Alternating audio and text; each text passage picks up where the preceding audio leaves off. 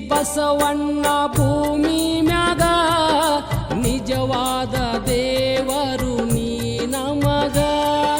ಹುಟ್ಟಿದಿ ಬಸವಣ್ಣ ಭೂಮಿ ಮ್ಯಾಗ ನಿಜವಾದ ದೇವರು ನೀ ನಮಗ.